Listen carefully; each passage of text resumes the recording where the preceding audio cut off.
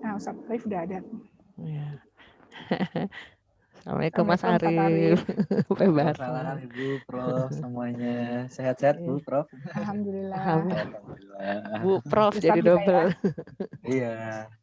Bapak-bapaknya mana ya? Oh, udah Bapak. ada. Prof Eca. Prof Esa masih connecting ya?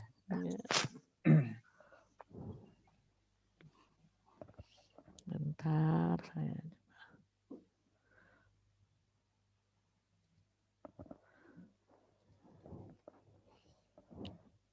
Ya. Langsung ya Bu, saya share.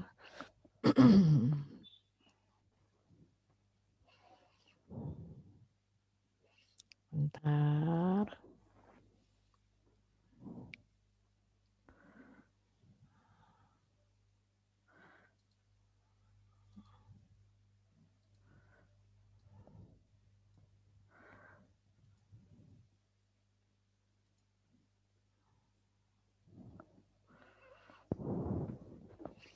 Ya, bismillahirrahmanirrahim. Assalamualaikum warahmatullahi wabarakatuh.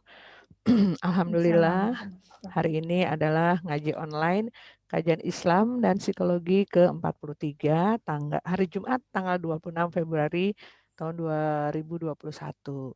Jumat ini sponsor kita adalah Manari Bakery and Cake. Berikut ini adalah tata tertib bagi yang baru bergabung. Saya bacakan yang pertama, peserta mohon menggunakan busana sopan dan rapi, stay mute atau nonaktifkan suara selama pemaparan materi berlangsung. Pertanyaan ditulis di kolom chat selama pemaparan, peserta membaca pertanyaan tersebut pada saat sesi tanya jawab. Pastikan video dalam posisi on ketika sesi foto bersama, ruang Zoom akan off selama 7 menit setelah penutupan. Dokumentasi poster dan hasil rekaman dapat dilihat di link YouTube dan Instagram Ngaji Online Kajian Islam dan Psikologi. Berikut ini adalah time schedule kita, mulai dari ruang Zoom dibuka, lalu pengajian surat Yasin, pemaparan materi, tanya jawab, foto bersama, penutupan dan promo produk sponsor.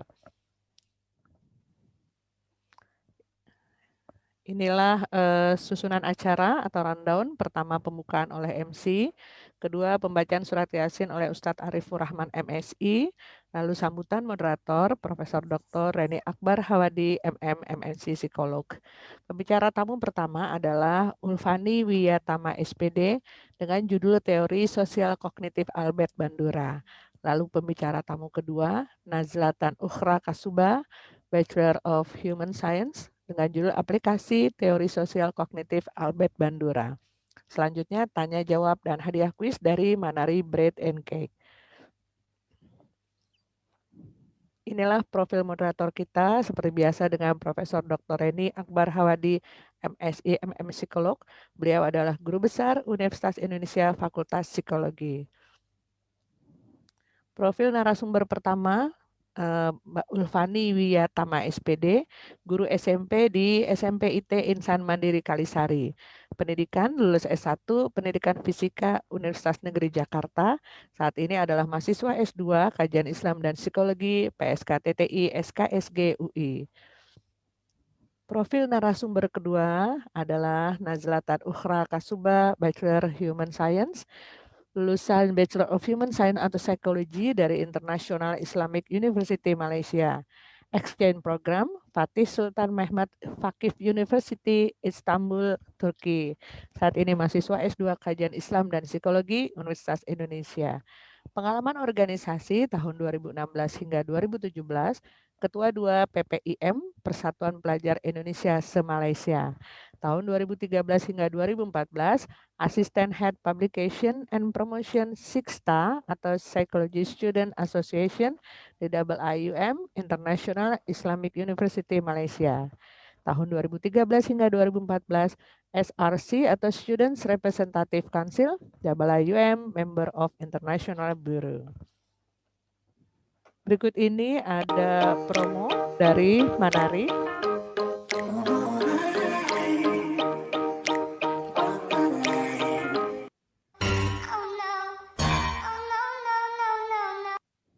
Baik, Demikianlah share screen hari ini.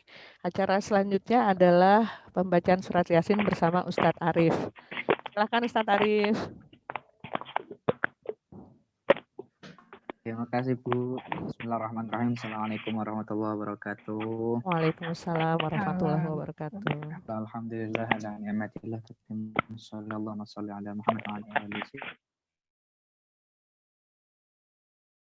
الله العظيم استغفر الله العظيم الذي لا إله إلا هو الحي القيوم وأتوب إليه أشهد أن لا إله إلا الله وأشهد أن محمد رسوله اللهم صل على سيدنا محمد وعلى آل سيدنا محمد إلى حضرة النبي مصطفى محمد صلى الله عليه وسلم وعلى آله وصحبه وذريته وأصحابه والتابعين التابعين ومن تبعهم بإحسان إلى يوم الدين شاء لله ولنا ولهم الفاتحة أعوذ بالله من الشيطان الرجيم بسم الله الرحمن الرحيم الحمد لله رب العالمين الرحمن الرحيم مالك يوم الدين إياك نعبد وإياك نستعين اهدنا الصراط المستقيم صراط الذين أنعمت عليهم غير المغضوب عليهم ولا الضالين مشايخنا مرشدنا جميع الصوفية من مشارق الأرض إلى مغاربها بريا وبهريا فموسى جميع المرحومين في هذا المجلس من يتمعنا هنا بسببه ولأجله بشفاعة رسول الله بكرامة أولياء الله بأسرار الفاتحة أعوذ بالله من الشيطان الرجيم بسم الله الرحمن الرحيم الحمد لله رب العالمين الرحمن الرحيم مالك يوم الدين إياك نعبد وإياك نستعين اهدنا الصراط المستقيم صراط الذين أنعمت عليهم غير المغضوب عليهم ولا الضالين آمين الفاتحة وأن الله يتقبل الصلاة والصلوات والدعاء إلى أرواح والدنا ووالدكم وأمواتهم وأمواتكم وجميع المسلمين والمسلمات والمؤمنين والمؤمنات الأحياء منهم ولمن الله يتغشوا بالرحمة والمغفرة وإلى حضرة سيدنا شيء لله ولنا ولهم الفاتحة أعوذ بالله من الشيطان الرجيم بسم الله الرحمن الرحيم الحمد لله رب العالمين الرحمن الرحيم مالك يوم الدين إياك نعبد وإياك نستعين اهدنا الصراط المستقيم صراط الذين أنعمت عليهم غير المغضوب عليهم ولا الضالين آمين تقبل الله منا ومنكم تقبل يا كريم أعوذ بالله من الشيطان الرجيم بسم الله الرحمن الرحيم ياسين والقرآن الحكيم إنك لمن المرسلين على صراط مستقيم تنزيل العزيز الرحيم لتنذر قوما ما أنذر آباؤهم فهم غافلون لقد حق القول على أكثرهم فهم لا يؤمنون إنا جعلنا في أعناقهم أغلالا فهي إلى الأذقان فهم مقمحون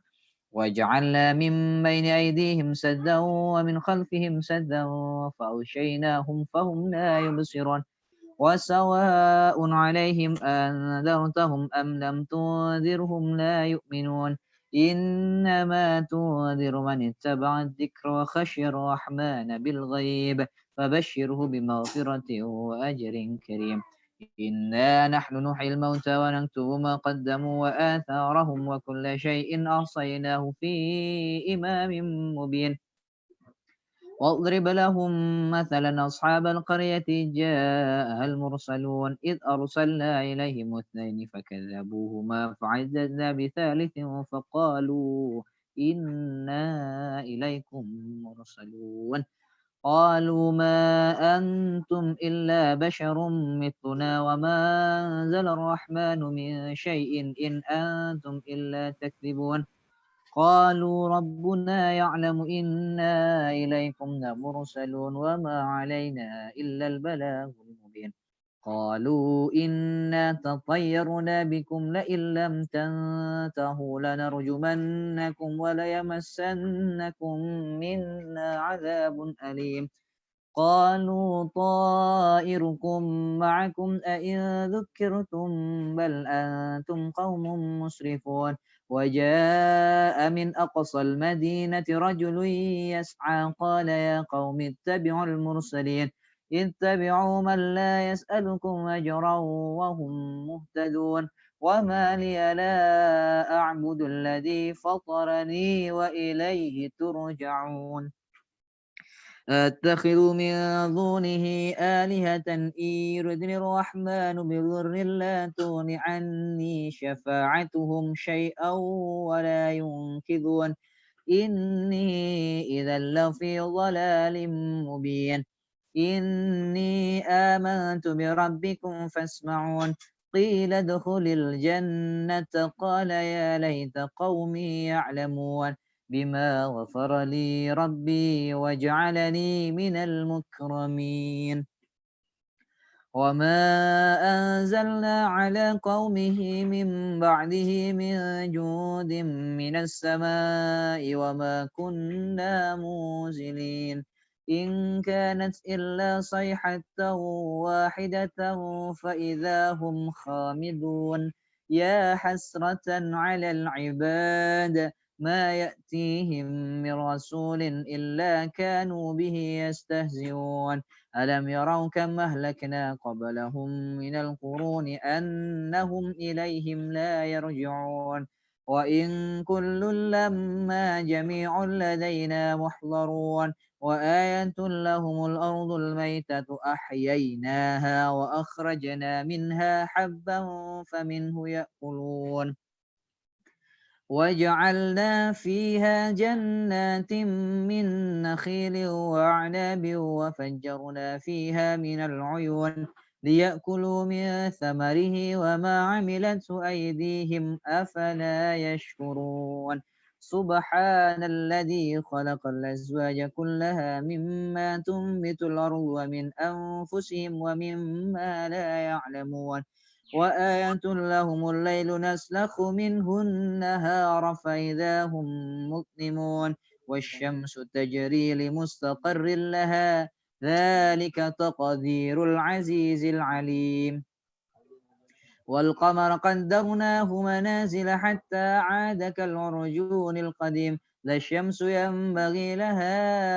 أن تدرك القمر على الليل سابق النهار وكل في فلك يسبحون وآية لهم أنا حملنا ذريتهم في الفلك المشحون وخلقنا لهم من مثله ما يركبون وإن نشأ نورقهم فلا صريخ لهم ولا هم ينقذون إلا رحمة منا ومتاعا إلى حين وإذا قيل لهم اتقوا ما بين أيديكم وما خلفكم لعلكم ترحمون وما تأتيهم من آية من آيات ربهم إلا كانوا عنها معرضين وإذا قيل لهم أنفقوا مما رزقكم الله قال الذين كفروا للذين آمنوا أنطعم من لو يشاء الله أطعمه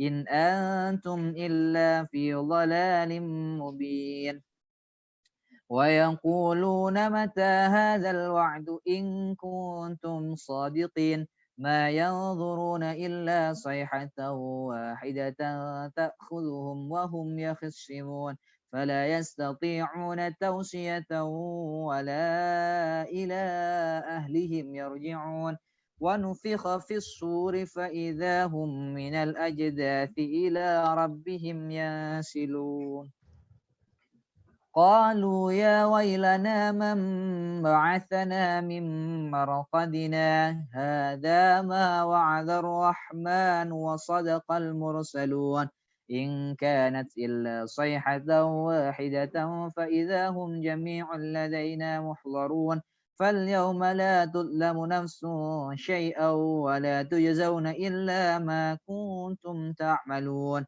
إن أصحاب الجنة اليوم في شغل فاكهون هم وأزواجهم في ظلال على الأرائك متكئون لهم فيها فاكهة ولهم ما يدعون سلام قولا من رب رحيم وامتازوا اليوم أيها المجرمون ألم أعهد إليكم يا بني آدم ألا تعبدوا الشيطان إنه لكم عدو مبين وأن اعبدوني هذا صراط مستقيم ولقد ضل منكم جبلا كثيرا أفلم تكونوا تعقلون هذه جهنم التي كنتم توعدون اصلوها اليوم بما كنتم تكفرون اليوم نختم على أفواههم وتكلمنا أيديهم وتشهد أرجلهم بما كانوا يكسبون ولو نشاء لطمسنا على أعينهم فاستبقوا الصراط فأنى يبصرون ولو نشاء لمسخناهم على مكانتهم فما استطاعوا مضيا ولا يرجعون ومن نعمره ننكس في الخلق أفلا يعقلون وما علمناه الشعر وما ينبغي له إن هو إلا ذكر وقرآن مبين لينذر من كان حيا ويهق القول على الكافرين أولم يروا أنا خلقنا لهم مما عملت أيدينا أنعاما فهم لها مالكون وذللناها لهم فمنها ركوبهم ومنها يأكلون ولهم فيها منافع ومشارب أفلا يشكرون واتخذوا من دون الله آلهة لعلهم ينصرون لا يستطيعون نصرهم وهم لهم جند محضرون فلا يحزنك قولهم إنا نعلم ما يسرون وما يعلنون أولم يرى الإنسان أنا خلقناه من نطفة فإذا هو خصيم مبين وضرب لنا مثلا ونسي خلقه قال من يحيي العظام وهي رميم قل يحييها الذي أنشأها أول مرة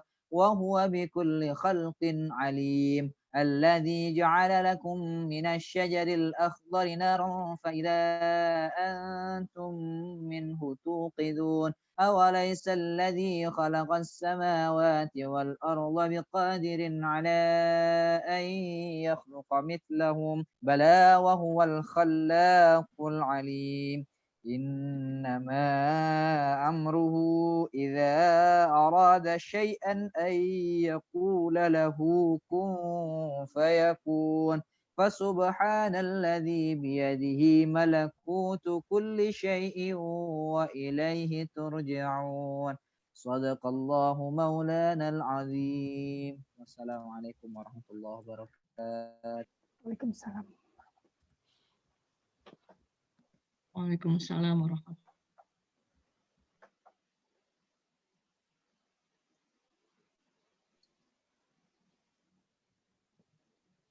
Ya, terima kasih Ustadz Arif. Wassalamualaikum warahmatullahi wabarakatuh.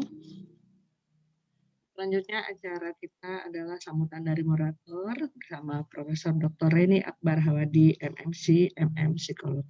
Kepada Prof. Reni kami persilahkan.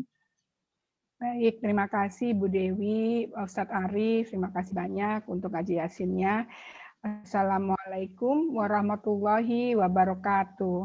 Waalaikumsalam warahmatullahi wabarakatuh. Alhamdulillahirabbil alamin wassalatu wassalamu ala asrofil anbiya'i wal mursalin Sayyidina Muhammad wa ala alihi washabbihi ajmain amma ba'du. Bapak, Ibu, Saudara, teman-teman, sahabat dari ngaji online yang telah hadir pada sore hari ini, Jumat tanggal 26 Februari, dalam pengajian yang ke-43, saya ucapkan terima kasih banyak. Ya, pada sore hari ini, materinya adalah masih tentang kajian Islam psikologi, teori kepribadian, yaitu dari Albert Bandura, yang akan disampaikan oleh Ulfani teorinya, dan aplikasi teori tersebut akan disampaikan oleh Nazla. Baik, silakan pada Ulfani dan Nazla. Terima kasih, Prof. Bismillahirrahmanirrahim. Assalamualaikum warahmatullahi wabarakatuh. Yang terhormat Prof. Reni dan Bu Dewi dan Bapak Ibu semua yang telah hadir dan teman-teman semuanya. Alhamdulillahirrahmanirrahim. Senang sekali saya bisa bertemu dengan Bapak Ibu semuanya, kembali belajar, kembali sharing dalam acara ngaji online, kajian Islam dan Psikologi yang ke-43. Semoga Bapak Ibu semua di sini, Prof. Reni dan Bu Dewi dan teman-temannya dalam keadaan sehat walafiat. Amin. Hari ini saya akan mempresentasikan mengenai teori sosial kognitif yang dikemukakan oleh Albert Bandura. Saya boleh izin share screen ya, Prof?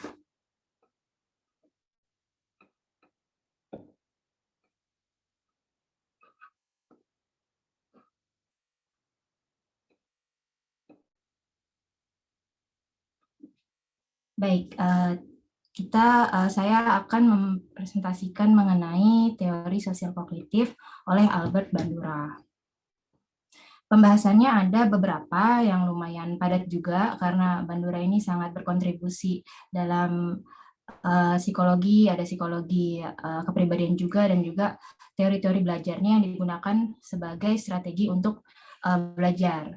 Jadi nanti kita akan mengetahui biografi singkat Albert Bandura, lalu poin-poin dalam teori sosial kognitifnya, ada teori pembelajaran, yaitu ada observational learning dan inactive learning, ada juga Bandura mengemukakan mengenai human agency, lalu ada regulasi diri, perilaku disfungsi, lalu ada terapinya juga, dan yang terakhir adalah refleksi teori sosial kognitif dalam Islam. Langsung saja, biografinya Albert Bandura. Albert Bandura ini lahir di Munder. Kota Munder ini sebuah kota yang kecil, ada di Alberta, Kanada, pada tahun 4 Desember 1925. Beliau ini merupakan anak ke-6 dari 6 bersaudara.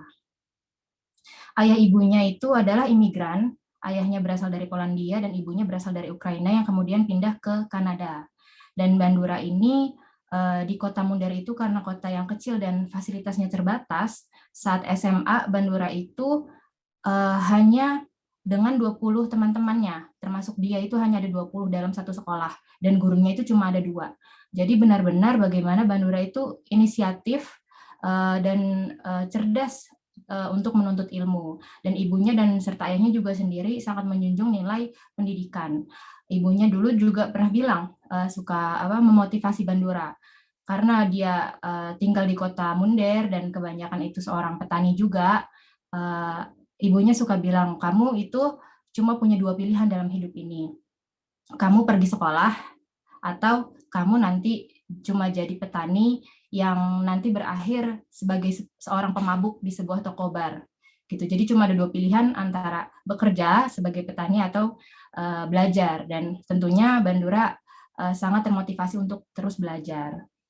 Lalu Bandura meraih gelar bachelor itu di University of British Columbia, yang kemudian melanjutkan pendidikan master dan PhD-nya itu di University of Iowa. Dan beliau itu berkarir sampai saat ini di Stanford University di Amerika. Maaf. Lalu Bandura ini merupakan ketua American Psychological Association, APA, di tahun 1974, lalu menjadi ketua Western Psychological Association lebih tinggi lagi di tahun 1980 dan mendapatkan David Starr Jordan Professorship of Social Science in Psychology di Stanford University. Ini terlihat bahwa penghargaan David Starr Jordan-nya itu langsung diterima oleh Bandura dan diberikan oleh Presiden Amerika Serikat pada saat itu, Barack Obama. Dan bukunya yang sangat terkenal itu, sebenarnya ada banyak bukunya, namun yang sangat terkenal itu dalam bidang psikologi sosial kognitif ini, teori sosial kognitif ini adalah Self-Efficacy, The Exercise of Control di tahun 97, dan ada juga Social Foundations of Thought and Action, a Social Cognitive Theory di tahun 1986. Jadi inilah poin-poin di teori sosial kognitif. Yang pertama adalah self bukanlah agen yang menentukan perilaku. Jadi kalau kita dulu sebelumnya beberapa minggu yang lalu kita belajar mengenai teorinya Carl Rogers bahwa self itu yang membuat kepribadian, ada ideal self dan real self. Kalau menurut Bandura, self itu struktur kognitif. mengenai pemikiran dan persepsi yang dapat memberi mekanisme dan fungsi-fungsi untuk mempersepsikan, mengontrol, dan mengevaluasi perilaku. Jadi Bandura ini lebih kayak sistemik, dia ada struktur terstruktur untuk menjelaskan self. Lalu, seseorang itu dapat menyebabkan situasi, dan terkadang situasi didefinisikan sendiri tergantung seseorang meyakininya. Contohnya adalah situasi pada saat ujian. Jadi tentunya kalau anak SMP atau SMA itu kan, bahkan anak SD, pokoknya anak yang sekolah itu kan ikut ujian, melaksanakan ujian. Nah, mereka sama-sama ikut ujian, tapi mereka bisa membuat situasi yang berbeda pada saat ujian tersebut. Ada anak yang menganggap ujian itu merupakan challenge, tantangan. Jadi ujian itu adalah situasi yang mudah bagi mereka. Sebagian lagi menganggap situasi itu merupakan beban, situasi itu merupakan ujian itu merupakan situasi yang sulit karena mungkin tidak siap dalam menjalankan ujian. Lalu, kepribadian dipahami dengan adanya pengaruh antara perilaku, lingkungan, dan faktor manusia atau kognitif itu sendiri. Nah, dari pengaruh perilaku, lingkungan, dan faktor manusia itu tersebut akan berinteraksi dan menciptakan kepribadian. Oleh Bandura ini disebut dengan reciprocal determinism, di mana manusia itu bisa menciptakan perilaku, manusia bisa menciptakan lingkungan, dan lingkungan juga bisa menciptakan perilaku, dan sebaliknya. Jadi itu adalah hubungan timbal balik, tergantung kita melihat dari posisi mana. Contohnya itu adalah di diagram di sebelah kanan ini. Kalau kita melihat dari posisi internal personal atau kognitif faktornya, misalnya seorang individu itu sangat menyukai aktivitas-aktivitas yang beresiko tinggi. Nah, di lingkungannya dia ternyata itu teman-temannya suka aktivitas bungee jumping. Nah, dari pengaruh antara internal personal dan environmental factors ini bisa membentuk perilaku untuk si individu ini belajar bungee jumping.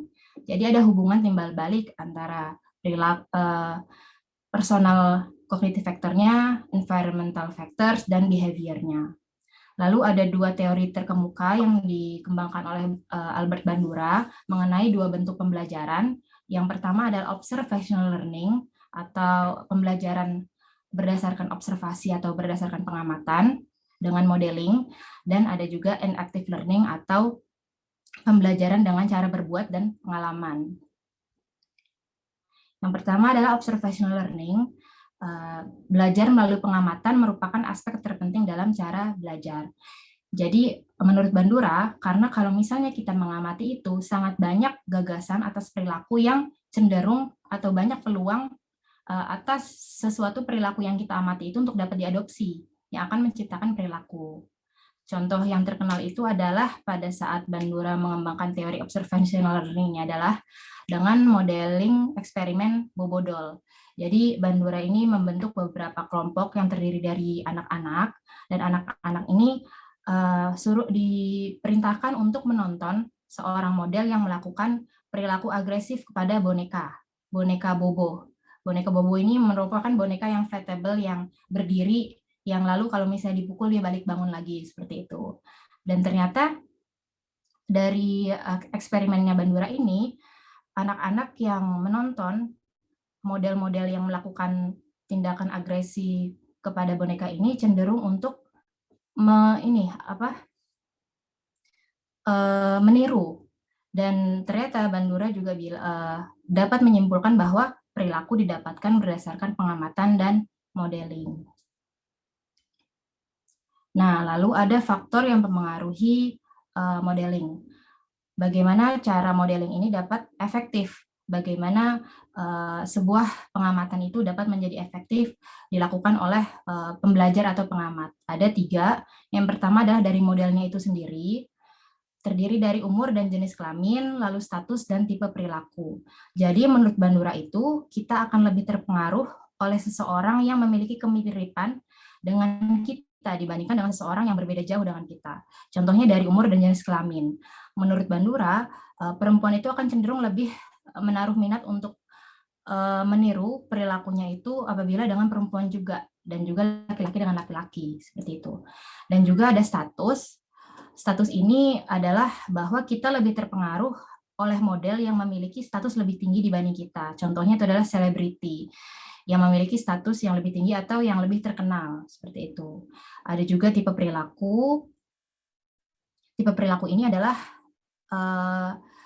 bahwa sebuah perilaku dengan mudah, dengan efektif dapat ditiru itu apabila tipe perilakunya itu sesuai dengan tahapan-tahapan perkembangan kognitif seseorang itu juga.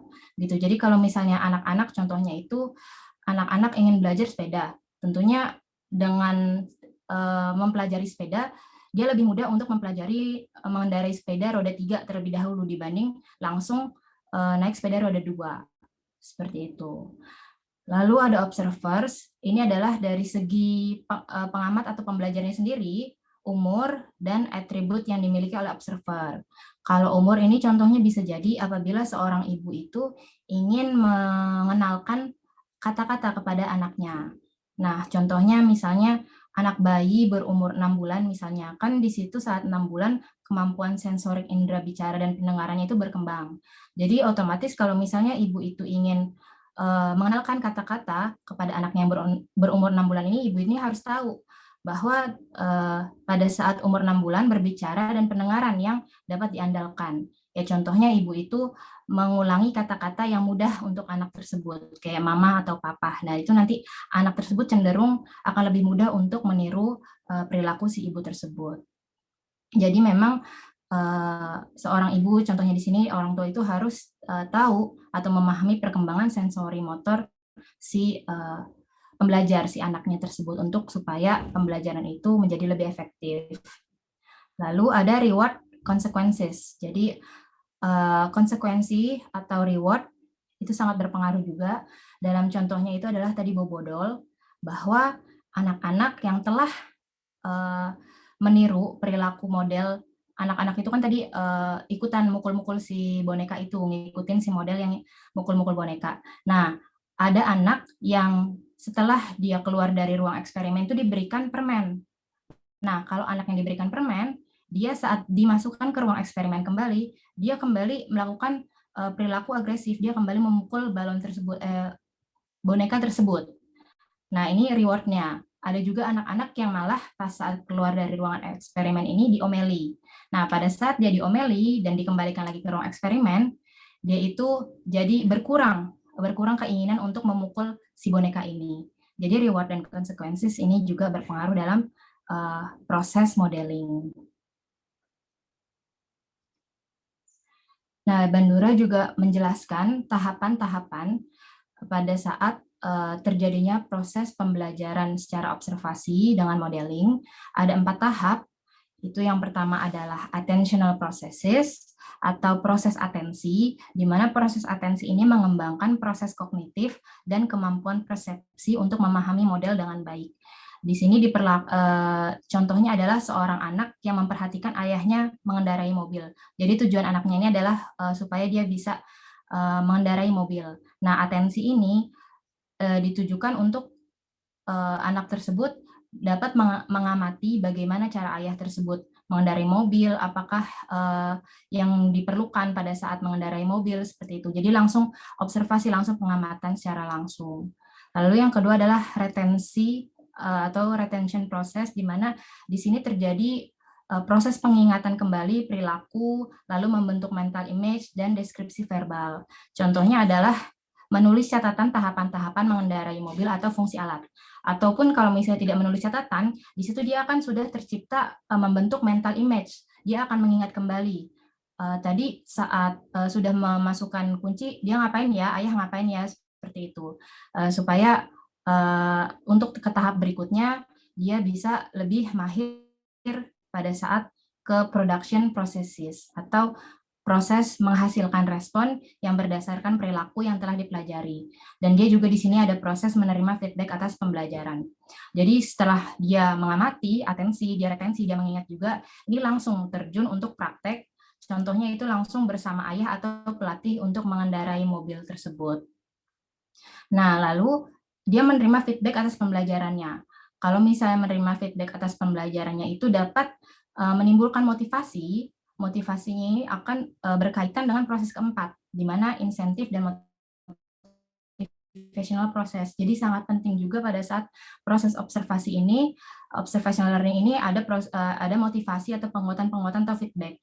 Dia akan mengevaluasi apakah yang kurang nih dari saat dia mengendarai mobil misalnya, atau dia kurang cermat, atau dia ada kurang teknik seperti itu. Nah, kalau misalnya dia mendapatkan motivasi terus-menerus dan akan menciptakan keyakinan bahwa dia akan meneruskan perilaku ini untuk dapat naik mobil ini, yang akan menyebabkan pada akhirnya dia semangat untuk dapat SIM. Seperti itu. Jadi ada, oh ya kalau kamu bisa naik mobil, nanti kamu bisa dapat SIM. Kalau udah bisa dapat SIM, kamu bisa kemana-mana, seperti itu. Nah, jadi dengan menguasai teknik mengemudi, akan lulus ujian mendapatkan SIM. Ini ada di proses insentif dan motivasi. Tadi sudah ke observational learning, sekarang ada ya inactive learning atau belajar berdasarkan perbuatan dan pengalaman.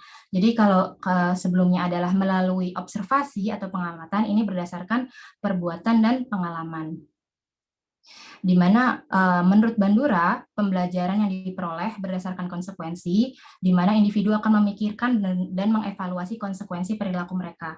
Jadi kadang kita sebelum bertindak juga kita sudah tahu nih konsekuensi apa sih yang akan kita dapatkan pada saat kita melakukan sesuatu. Seperti itu.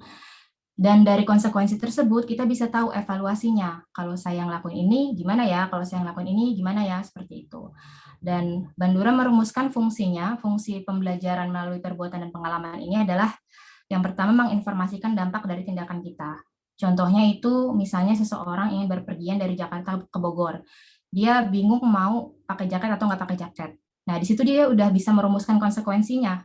Konsekuensinya kalau dia pakai jaket, dia akan nggak masuk angin gitu. Kalau dia nggak pakai jaket, dia akan masuk angin. Seperti itu. Nah, nomor 2, konsekuensi dari tindakan akan memotivasi untuk mengantisipasi perilaku. Ya, dia akan tahu kalau saya tidak pakai jaket, ya saya akan masuk angin.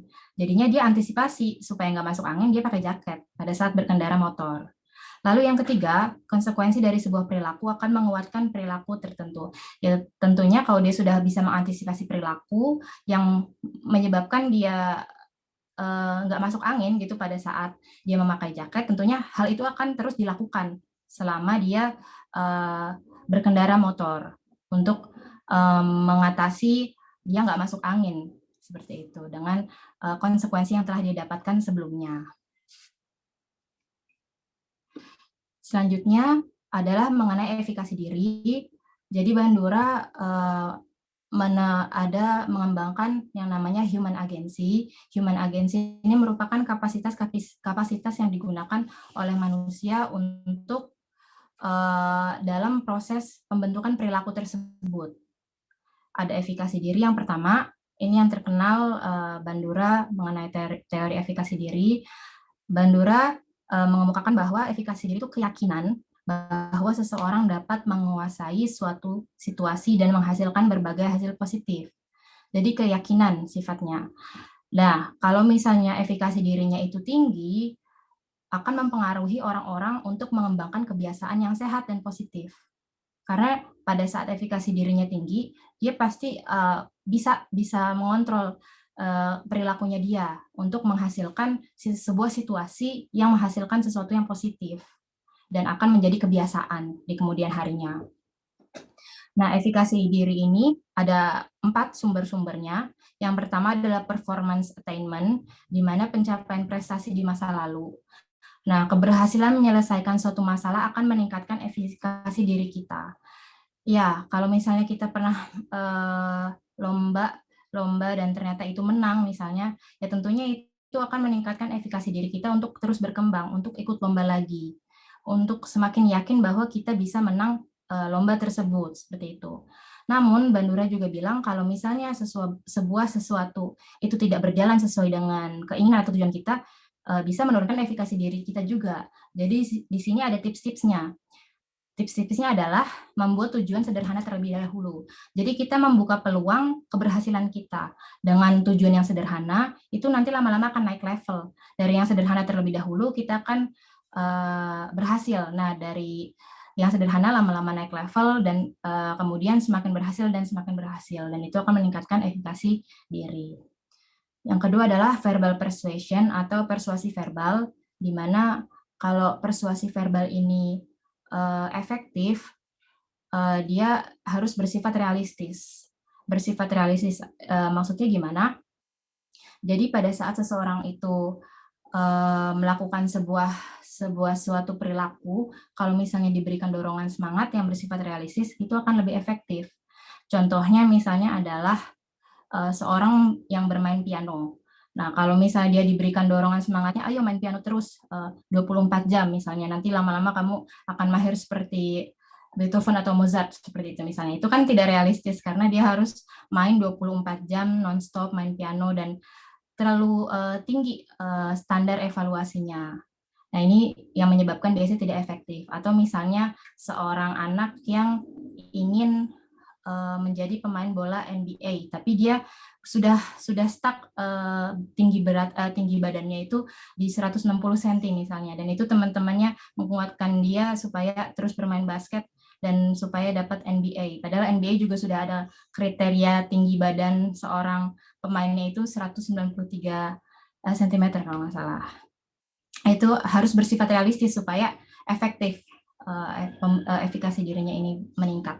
Lalu yang ketiga ada vicarious experiences, di mana keberhasilan orang lain dapat meningkatkan efikasi diri, khususnya individu yang keadaannya mirip dengan diri sendiri.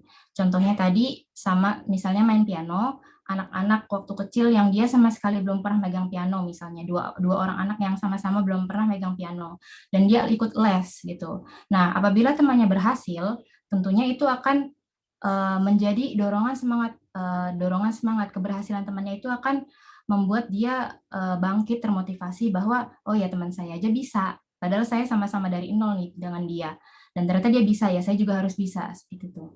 Jadi menyaksikan perjuangan keberhasilan seseorang yang sesuai.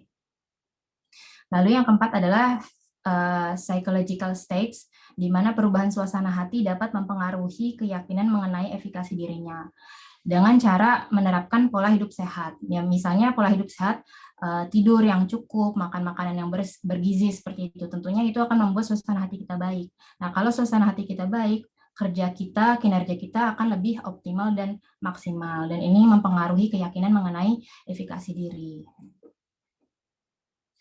Nah, di sini juga Bandura menjabarkan tahapan perkembangan efikasi diri lebih kepada letak di mana individu ini efikasi dirinya itu terpusat oleh apa, seperti itu. Yang pertama adalah childhood. Jadi anak-anak itu terpusat pada perilaku orang tua. Di sini dimaksudkan perilaku orang tua itu termasuk ke pola asuh. Pola asuh itu mempengaruhi efikasi diri. Nah, namun di sini juga di childhood itu sudah tumbuh pengendalian diri dan ekspektasi. Namun memang masih terpusat kepada orang tua. Contohnya bisa jadi penghargaan yang diberikan orang tua kepada anak-anak atas pencapaiannya ini, itu bisa mempengaruhi efikasi diri anak tersebut. Kalau misalnya orang tua tersebut menghargai apapun yang dihasilkan oleh anaknya tersebut, tentunya efikasi dirinya akan tinggi. Dia akan semakin terus semangat dan terdorong untuk melakukan hal yang lebih baik lagi. Lalu pada saat adolescence atau pada saat remaja, di sini sudah dapat mengevaluasi kompetensi diri dan memahami kebutuhan dan prioritas diri. Ini menurut Bandura sebenarnya yang paling penting itu di childhood, karena adolescence ini tingkat efikasi dirinya itu dipengaruhi juga oleh pada saat efikasi diri waktu pas saat kecil. Jadi bagaimana childhood ini efikasi dirinya itu akan mempengaruhi masa adolescence-nya. Lalu yang ketiga adalah adulthood atau pada saat dewasa, di mana dewasa ini sudah banyak tanggung jawab. Dan pada saat dewasa ini, menurut Bandura, cenderung kita akan menguatkan kembali skill-skill yang kita punya. Jadi pencapaian-pencapaian kita selama remaja, waktu pas saat kecil semasa remaja itu baik sekali apabila kita tingkatkan skill-skillnya. Jadi mencari banyak kesempatan untuk meningkatkan efikasi diri. Karena kalau misalnya efikasi dirinya tinggi, itu juga mempengaruhi terhadap lingkungan keluarganya. Yang terakhir lalu adalah old age, di mana pembentuk efikasi diri kan tadi ada psychological states, suasana hati dan keadaan fisik seperti itu. Nah, di old age menurut Bandura itu sulit untuk memperkirakan efikasi diri karena adanya penurunan performa dan dapat mempengaruhi fungsi fisik dan mentalnya. Tadi sudah human agency, yang pertama adalah efikasi diri, yang kedua adalah agen proksi, di mana agen proksi ini merupakan aksi yang digunakan untuk mengontrol kondisi sosial yang dapat mempengaruhi kehidupan sehari-hari. melalui agen proksi, individu akan mampu mencapai tujuan dengan memanipulasinya. Jadi untuk mencapai tujuan itu bergantung dengan sesuatu. Misalnya memperbaiki kebocoran air. Seorang ibu itu perempuan cenderung untuk sulit ya memperbaiki kerusakan-kerusakan yang di dalam rumah misalnya. Ya nggak semuanya gitu. Tapi di sini contohnya adalah ibunya susah untuk memperbaiki kebocoran air. Nah, tujuan ibunya itu terlaksana dengan bantuan orang lain, dengan campur tangan orang lain, yaitu dengan memanggil teknisi kebocoran pipa. Nah, ini salah satunya untuk mencapai tujuan tersebut, dia memanipulasinya. Lalu, agen proksi ini memiliki kelemahan bahwa dengan bergantung terlalu banyak terhadap kompetensi orang lain akan mengurangi efikasi diri atau efikasi kolektif. Bisa jadi contohnya lagi adalah seorang suami istri yang biasanya istri itu suami ini sangat bergantung dengan urusan dapur si istri. Maksudnya apa-apa makan itu ngandelin si istri. Nah, pada saat istrinya itu pergi, dia efikasinya rendah karena dia nggak yakin kalau misalnya masakan dia enak seperti itu. Nah, ujung-ujungnya dia menggunakan agen proksi, yaitu dengan GoFood.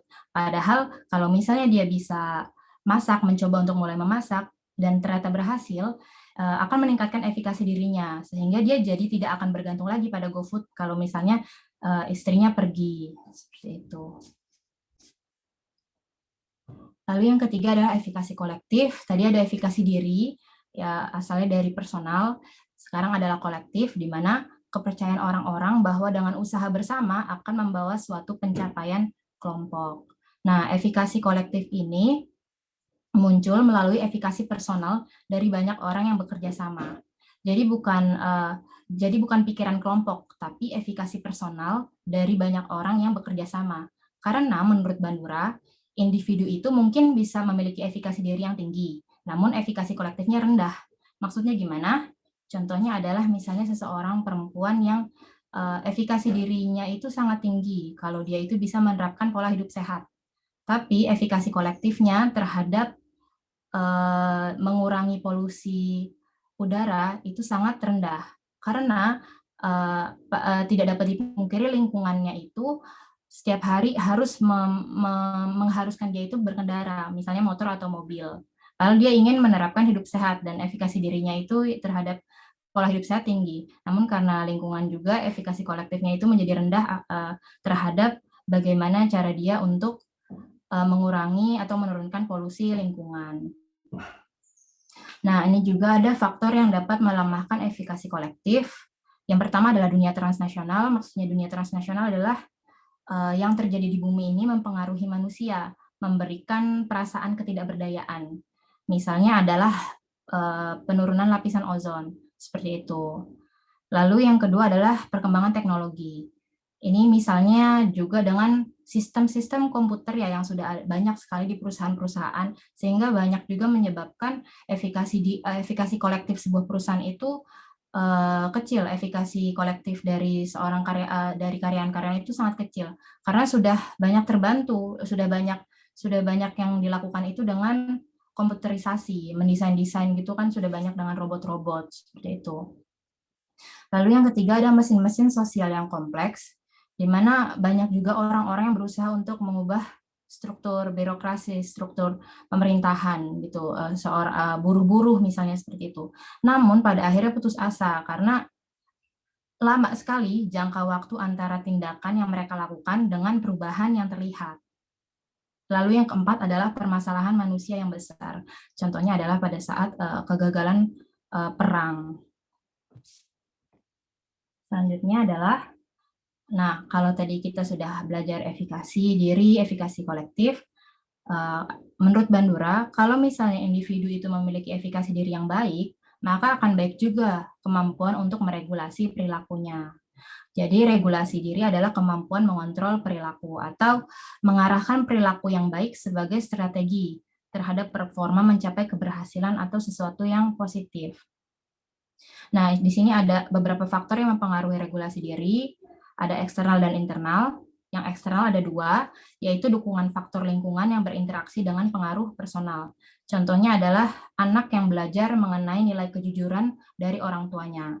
Anak yang menilai anak yang belajar kejujuran dari orang tuanya akan dapat membuat standar evaluasi. Jadi dia akan tahu, jadi dia akan bisa mengontrol dirinya sendiri, akan bisa mengontrol perilakunya sendiri dengan standar evaluasi yang diajarkan oleh orang tuanya. Jadi dia tahu, oh kalau kayak gini nggak boleh, kalau kayak gini nggak boleh, kalau kayak gini adalah perilaku yang nggak jujur, seperti itu. Lalu yang kedua adalah mendapatkan penguatan atau reinforcement.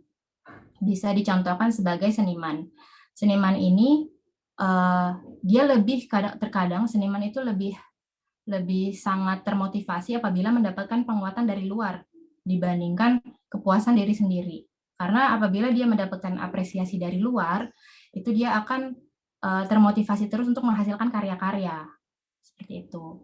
Lalu yang internal ini berkaitan juga dengan sebuah strategi pembelajaran ya, strategi atau self-regulated learning, di mana ada 3 tahapan dan asalnya ini dari internal diri sendiri, ada observasi diri, ada proses penilaian, dan reaksi diri. Jadi kalau internal, yang pertama observasi diri adalah kita itu diperlukan sekali untuk memonitor performa kita. Karena pada saat kita memonitor performa kita, itu akan menjadi semakin baik dalam regulasi diri kita. Ini berkaitan di proses penilaian selanjutnya. Kalau kita sudah bisa mengobservasi atau memonitor performa kita akan tahu evaluasinya. Kita akan menilai diri kita, performa diri kita. Contohnya misalnya penari balet gitu. Nah, atlet-atlet atau penari-penari seperti itu biasanya mereka menggunakan camcorder, kamera, untuk dapat merekam performanya mereka untuk sebelumnya tampil menampilkan performa mereka di lomba-lomba atau di kejuaraan-kejuaraan. Jadi dia memonitor dulu, dia tahu apakah kesalahan-kesalahan yang saya lakukan, apakah yang saya lakukan itu sudah benar atau sebagainya. Nah, di judgmental process ini perlu sekali karena di sini berkaitan dengan refleksi diri, dia mengakui kesalahan dia mengakui kekurangannya dia, dan dia akan dapat membantu regulasi perilakunya itu. Dia akan dapat mengubah perilaku atau mengubah cara-cara, kiat-kiat yang dia lakukan supaya dia lebih berhasil, dia lebih bisa, seperti itu. Yang ketiga adalah self-reaction atau reaksi diri, di mana manusia itu cenderung untuk menciptakan insentif untuk tindakan sendiri melalui penguatan atau hukuman. Jadi contohnya tadi kalau menari balet, kalau ternyata di judgmental prosesnya itu dia sudah sesuai dengan standar yang dia punya, itu bisa jadi dia akan memberikan penghargaan atau supaya membuat dia menjadi bangga akan diri dia sendiri, dia pergi nonton film setelah latihan balet yang lama seperti itu dan ternyata dia bagus, dia pergi nonton film atau dia makan makanan enak gitu, seperti menraktir diri sendiri seperti itu. Jadi penghargaan untuk diri sendiri. Tapi ada juga kalau misalnya ternyata tidak sesuai dengan standar performanya dia pas saat dia menari balet, bisa jadi dia memberikan hukuman. Hukumannya bisa berbentuk dia harus latihan 1 jam misalnya nonstop dan tidak boleh terdistraksi. Jadi dia benar-benar harus fokus 1 jam itu untuk latihan balet. Itu bisa jadi contoh bentuk hukumannya. Kita sampai di perilaku disfungsi. Jadi Bandura percaya bahwa perilaku disfungsi ini terjadi akibat adanya kesalahan pada saat proses pembentukan kepribadian di reciprocal determinism. Ada 3 yang dikemukakan oleh Bandura, ada depresi, fobia, dan agresi. Depresi ini, menurut Bandura, terjadi akibat standar dan tujuan yang tinggi.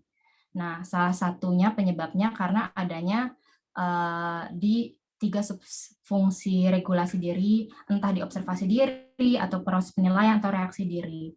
Jadi bisa jadi di proses penilaian dia terlalu membuat standar yang tinggi sehingga menyebabkan dia merasa kecewa sekali pada saat dia tidak mampu menampilkan yang terbaik. Nah, ini dapat menyebabkan depresi.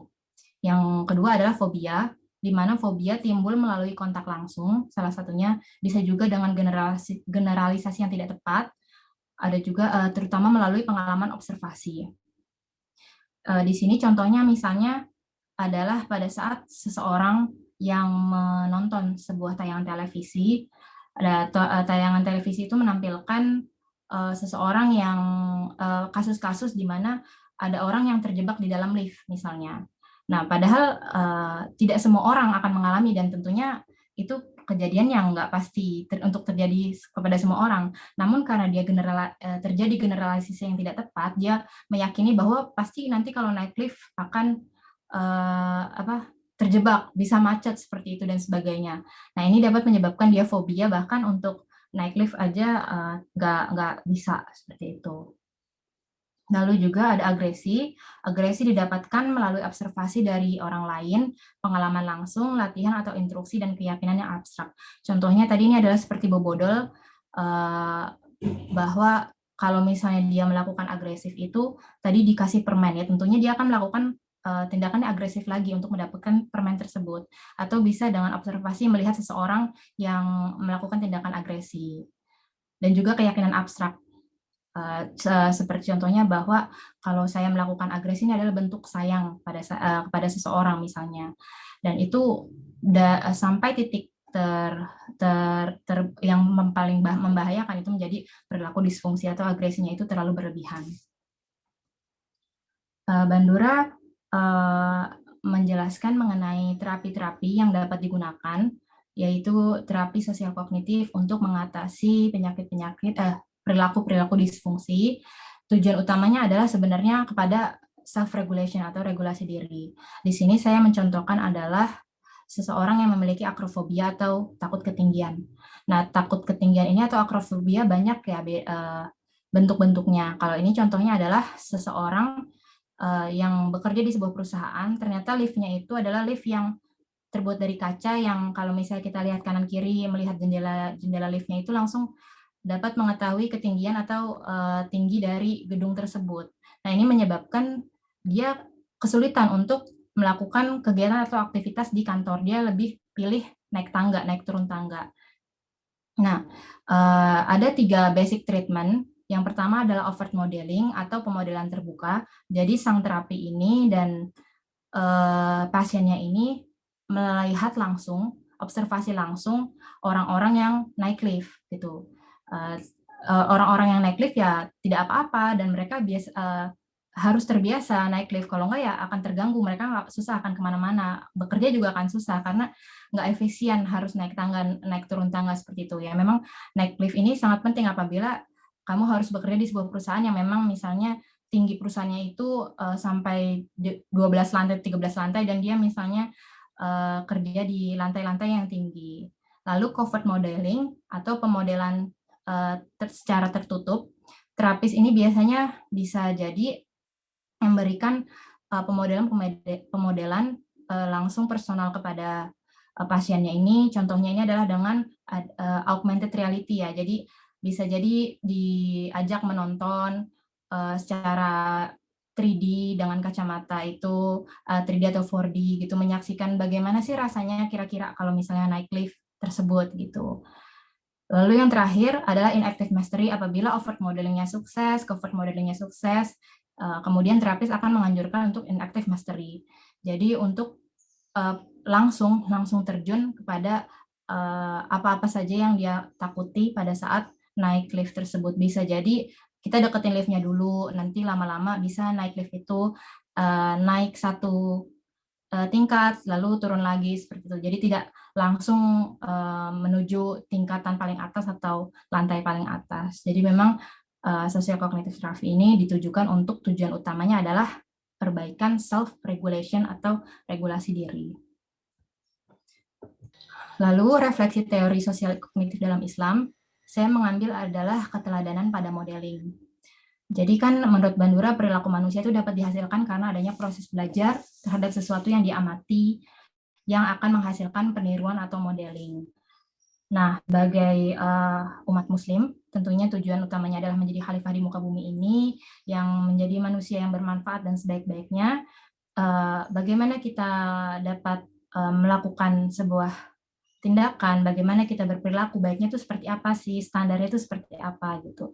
Nah, Allah Subhanahu wa taala berfirman pada Quran surat Al-Ahzab ayat 21, Bismillahirrahmanirrahim, sungguh telah ada pada diri Rasulullah itu suri tauladan yang baik bagimu, yaitu bagi orang yang mengharap rahmat Allah dan kedatangan hari kiamat dan yang banyak mengingat Allah. Jadi berdasarkan ayat tersebut jelas disebutkan kata uswah dan hasanah yang berarti teladan yang baik. Allah Subhanahu wa taala menyebutkan Nabi Muhammad SAW sebagai role model yang baik dicontoh dan menjadi panutan bagi umat Islam. Nah, tentunya kalau misalnya teorinya Bandura itu melalui observasi pengamatan langsung, kita tidak bisa, karena pengamatan langsung itu melihat langsung, karena Nabi Muhammad SAW telah wafat. Yang bisa kita lakukan observasinya adalah dengan membaca tafsir, kita mentadaburi ayat-ayatnya, kita mengetahui perilaku-perilaku Nabi Muhammad pada saat beliau masih hidup, apa saja tindakan-tindakan yang beliau lakukan, seperti itu. Dan di situ juga ada proses retensi, di mana kita mengingat perilaku beliau pada saat contohnya kita melakukan sesuatu. Kita tahu sifat-sifat utama Nabi Muhammad, Siddiq, Fatona, Amanah, seperti itu. Dan tentunya dari atensi dan retensi tersebut, yang insya Allah kita berupaya supaya perilaku tersebut dapat kita lakukan, dapat kita tiru dengan baik, supaya tadi itu menjadi manusia yang bermanfaat dan menjadi manusia yang berperilaku baik, menjadi tauladan yang baik bagi di dunia dan maupun insya Allah di akhirat. Baik, ini daftar pustaka yang saya gunakan, ada Servon, ada Face, ada Schultz. Terima kasih banyak perhatiannya. Saya ucapkan sekali lagi Prof. Reni dan Bu Dewi dan teman-teman semuanya. Saya yakin banyak sekali kekurangan dan kesalahan pada saat menyampaikan materi ini. Wassalamualaikum warahmatullahi wabarakatuh. Waalaikumsalam warahmatullahi wabarakatuh. Wah, luar biasa. Nilainya 9 ini, Bu Fani. Nilai paling tinggi. Jadi Bandura ini satu teori yang bisa menjelaskan kita ya untuk hal-hal yang terjadi di lingkungan kita, di mana kita bisa mendapatkan inspirasi atau insight, kok dia bisa begitu ya, kira-kira bagaimana supaya saya seperti dia juga. Jadi ini hal-hal yang sangat sering kita jumpai ya, dan teori Bandura ini juga salah satu teori saya favorit dengan Bandura ya, karena bisa menjelaskan dengan sangat gamblang ya, bahwa hal-hal yang kita raih itu karena ada model ya, ada tokoh yang kita ikuti ya, yang kira-kira kalau dia bisa kenapa kita nggak bisa gitu ya. Nah tadi Fani dengan sangat jelas telah menyampaikan termasuk bagaimana regulasi diri ya, bahwa dengan kita meregulasi diri kita, dengan kita bersikap disiplin sehingga kita bisa mencapai apa yang kita inginkan. Nah yang harus hati-hati adalah pada waktu Bandura juga menyampaikan dengan bobodol, bahwa kalau kita mendapatkan satu penguatan dari lingkungan yang sebenarnya itu adalah fake ya, jadi itu bisa membuat kita akhirnya jadi terjerumus ya. Kadang-kadang misalnya ya ada seorang anak remaja pengen banget ikut model dari artis gitu ya, dengan cara dandanannya dia coba, padahal nggak cocok ya, tapi kemudian karena dibilang lo cakep lo cantik lo ini apa segala gitu. Nah, itu membuat dia akhirnya nggak tahu. Nah, nanti akhirnya dia pakai terus, dia menggunakan pada waktu tadi disebutkan, dia sudah atensi, dia retensi, dia langsung memproduksi. Nah, pada insentifnya itu dibilang bagus, itu akan dipakai terus, ya akibatnya padahal itu nggak cocok. Nah, jadi ini juga berlaku pada waktu kita ingin belajar sebagai dosen ya, yang baru meniti karir ya. Bagaimana sih bisa sampai ke sana ya, untuk yang kerja di swasta jadi partner bagaimana caranya, ada step-stepnya, trik-triknya gimana, strateginya, itu makanya kita belajar dari seseorang yang senior ya, yang sukses gitu ya. Jadi itu adalah contoh konkret dari Bandura. Nah, silakan untuk mendalami teori Bandura. Nah, berikutnya ini adalah contoh Kamala Harris yang akan disampaikan oleh Nazla, yang sekarang mencapai menjadi wakil presiden di Amerika Serikat ya. Bagaimana Nazla mengupas Kamala Harris bisa mencapai presiden, wakil presiden. Silakan Nazla.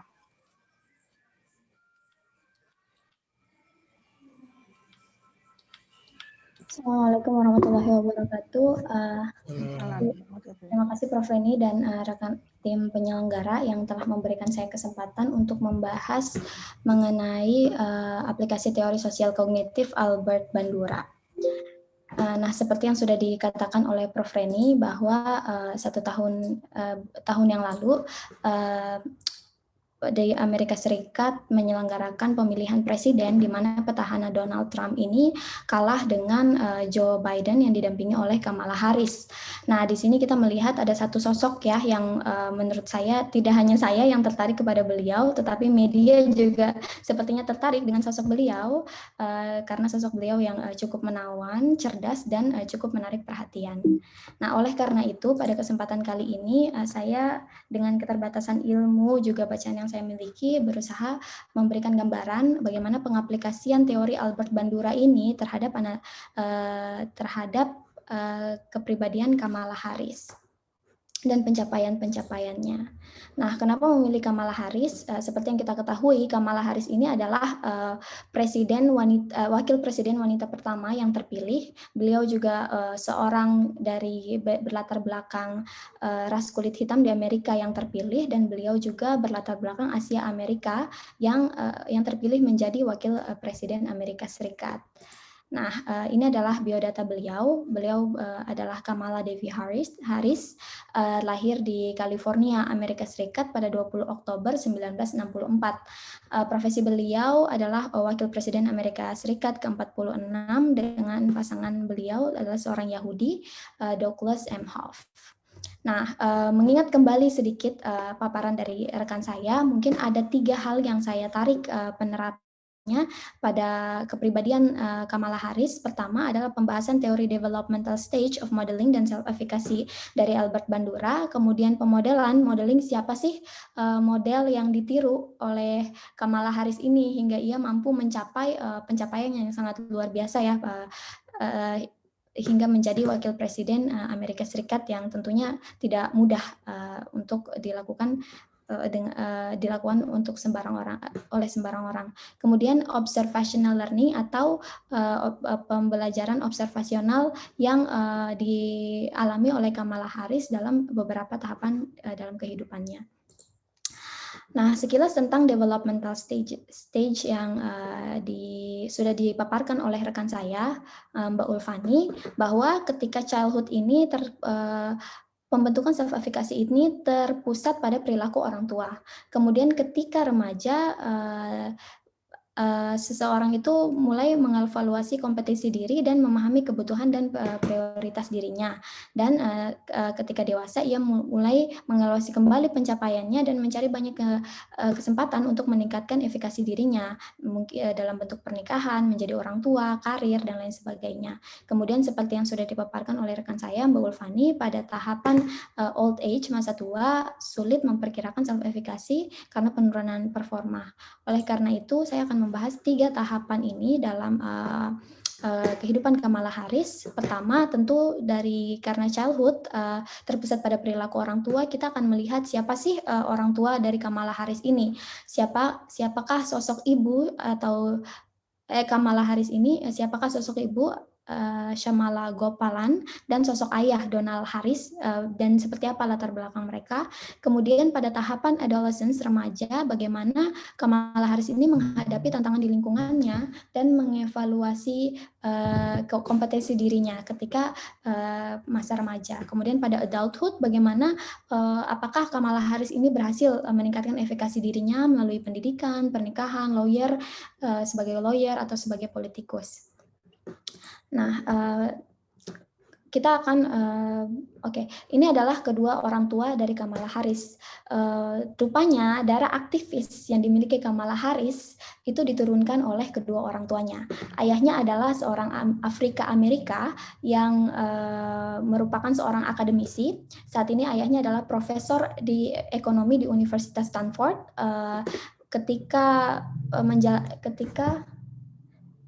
Ketika universitas beliau mendapatkan beasiswa, berarti bisa disimpulkan bahwa ayahnya adalah seorang akademisi dan seorang yang cerdas. Dan di sini ayah dari Kamala Harris ini bertemu dengan ibunya Shamala Gopalan pada sebuah rapat asosiasi pelajar kulit hitam. Nah, jadi di sini disimpulkan bahwa mereka berdua adalah seorang tidak hanya kupu-kupu ya, kuliah pulang, tetapi mereka juga seorang aktivis yang memperjuangkan hak-hak sipil sejak saat itu. Nah, kemudian ibunya berasal dari India, bernama Shamala Gopalan Haris.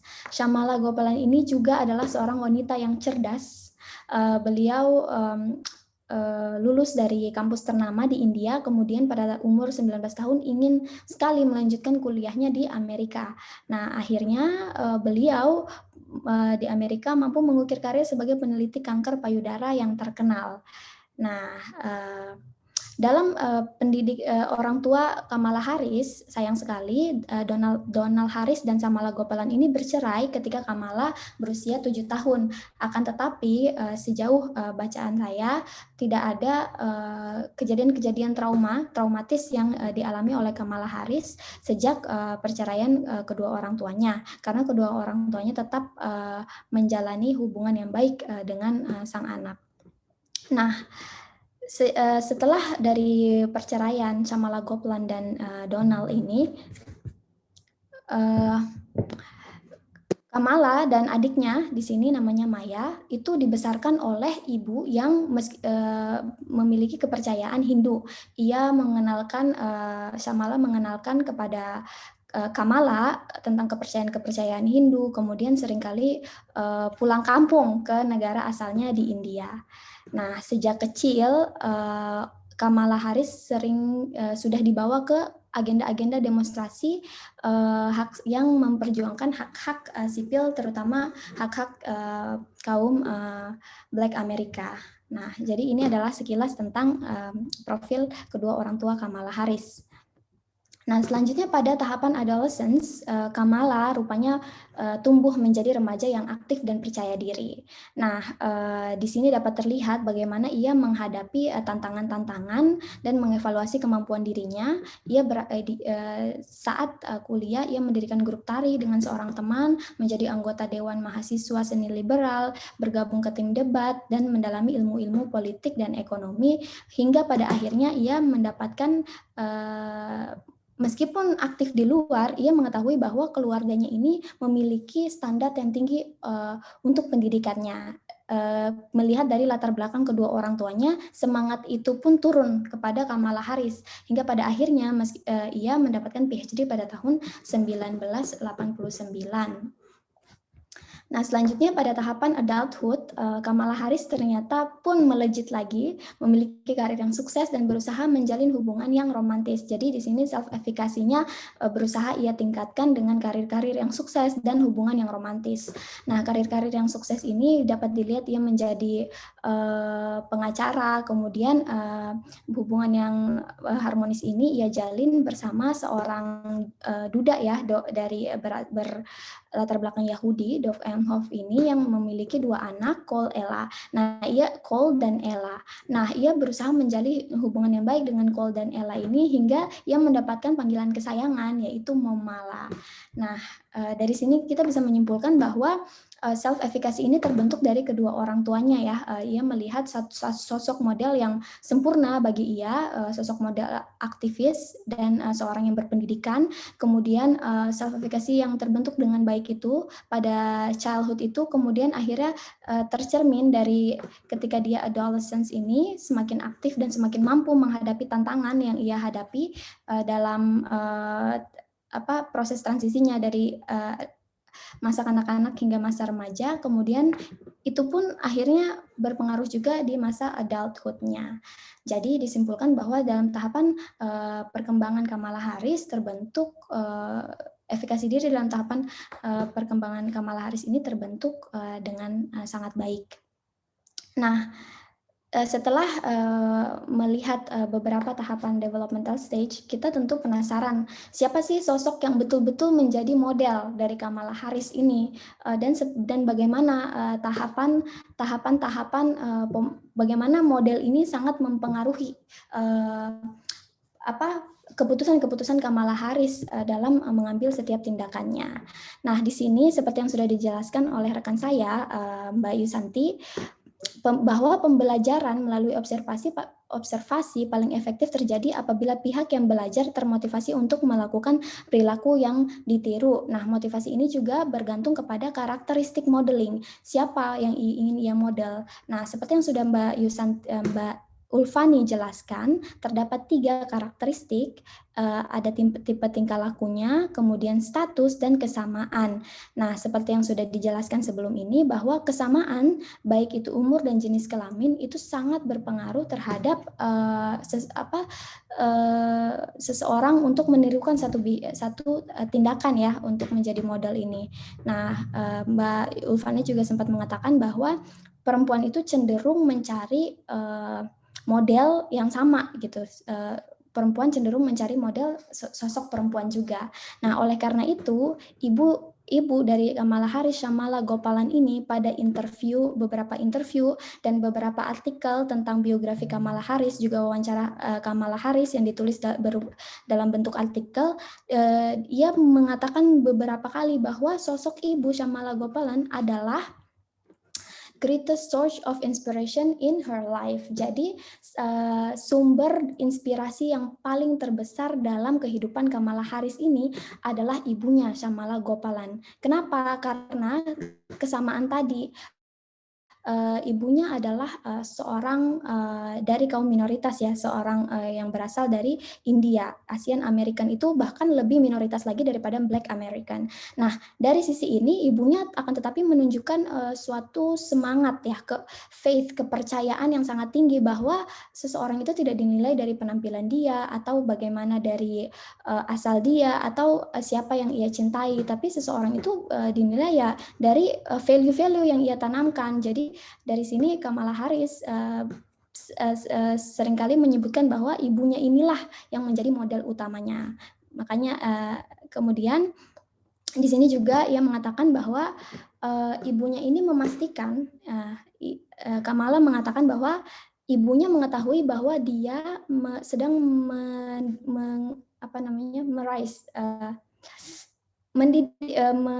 membesarkan 2 anak atau yang berkulit hitam ya. Jadi ibunya ini sangat make sure ya, sangat berusaha agar bagaimana Kamala dan Maya ini terlahir sebagai seseorang yang tetap memiliki kepercayaan diri yang kuat dan bangga terhadap identitasnya. Nah, ini adalah peran yang besar ya dalam pembentukan self-efficacy dalam diri Kamala Harris. Kemudian nilai yang ditanamkan kepada Kamala Harris juga kita bisa melihat di sini. Ia mengatakan bahwa ibunya selalu menekankan kepada Kamala Harris agar don't sit around and complaining about things, do something. Jangan duduk aja dan ngeluh gitu, tapi lakukan sesuatu. Ini akhirnya dapat terlihat ya dalam proses ketika Kamala itu sebagai remaja, ia akhirnya aktif melakukan sesuatu gitu, tidak hanya kuliah tetapi dia terpilih menjadi ketua Dewan Mahasiswa Liberal dan mendirikan tadi seni tari dan lain sebagainya. Nah, ini adalah tahapan modeling. Tahapan modeling yang dijelaskan oleh Mbak Ulfani. Tahapan observational learning ini ada 4 tahapan, yaitu perhatian, representasi atau retensi, kemudian produksi perilaku, dan motivasi.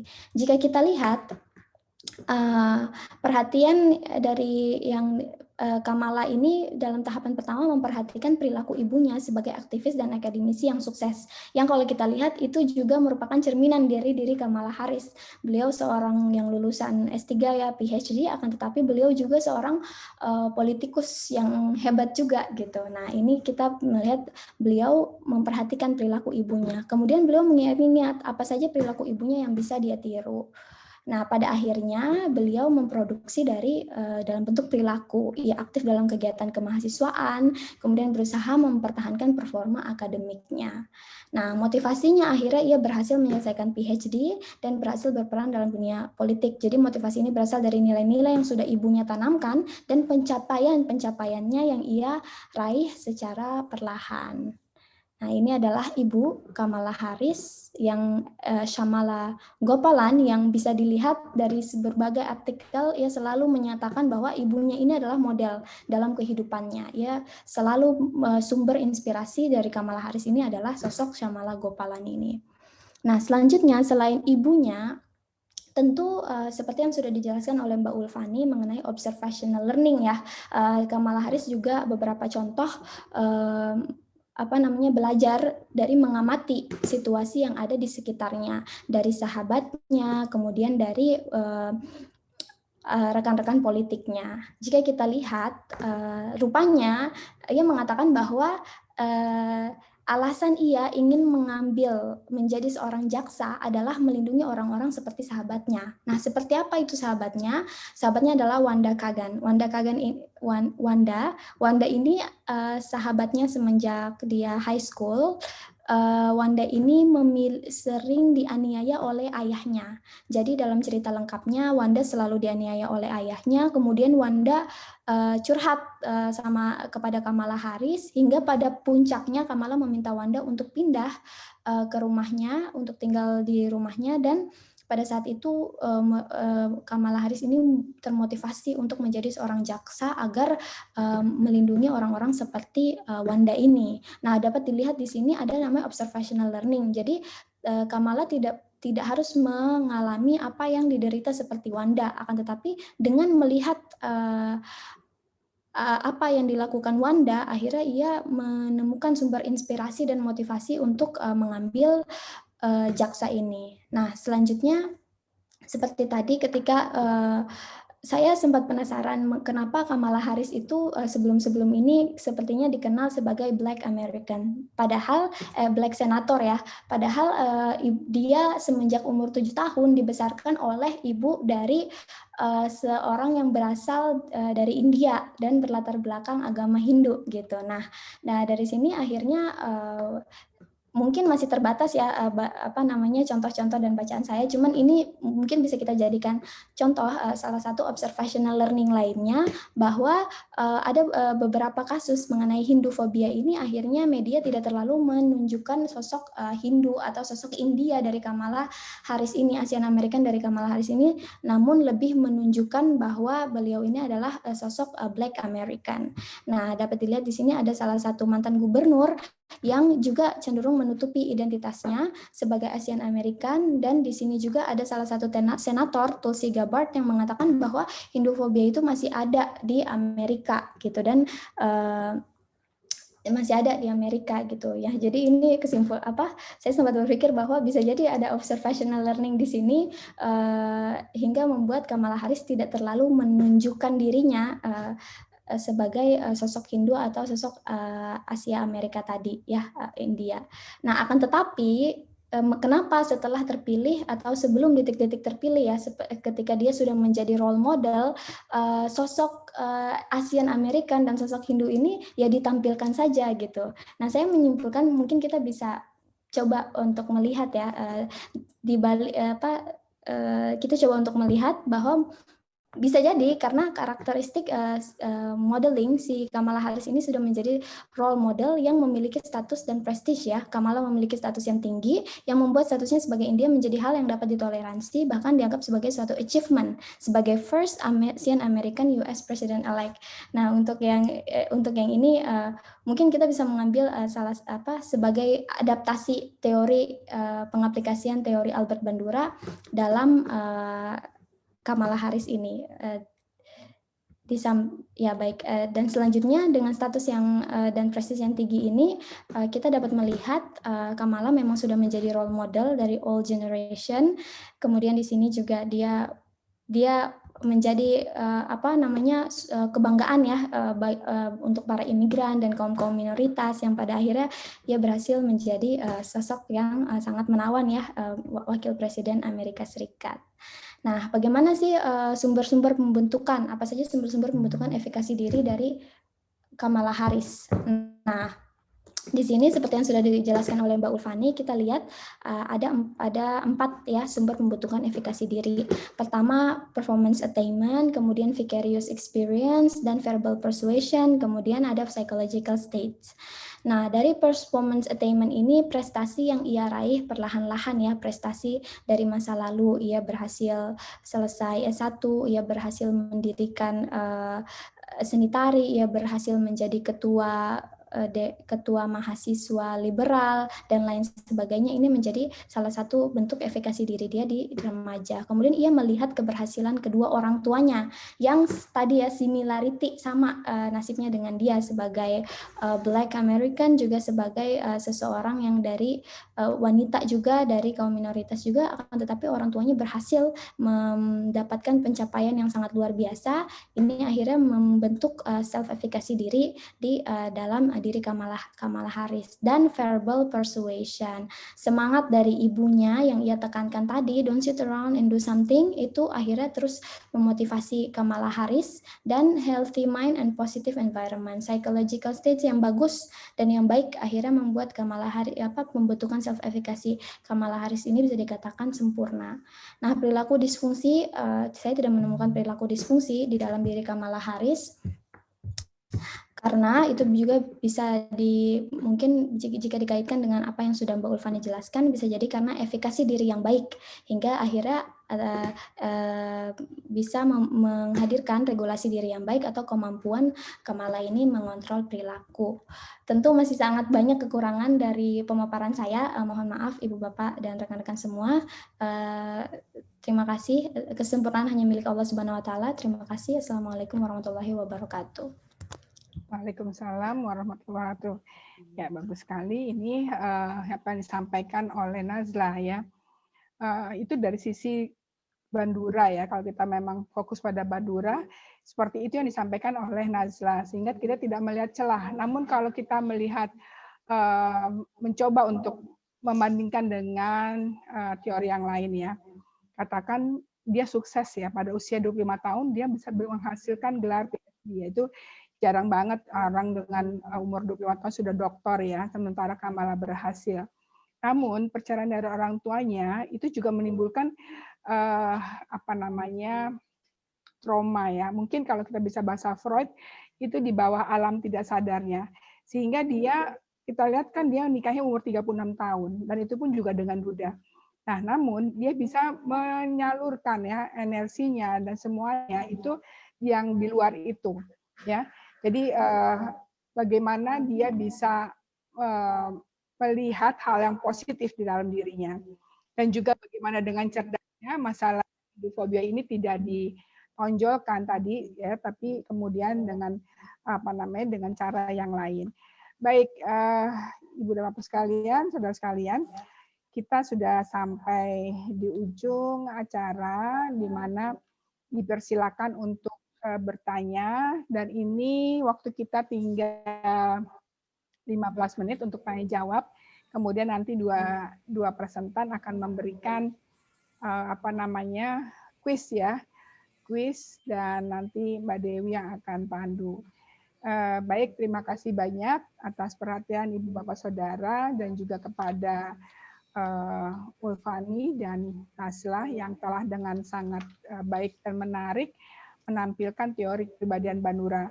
Mudah-mudahan dengan sore hari ini kita bisa menganalisis apa yang terjadi di dalam kancah perpolitikan di Indonesia dengan menggunakan teori Bandura ya. Keberhasilan orang-orang yang menduduki jabatan tertentu dan kemudian juga ditularkan kepada anggota keluarganya sehingga membentuk satu dinasti ya.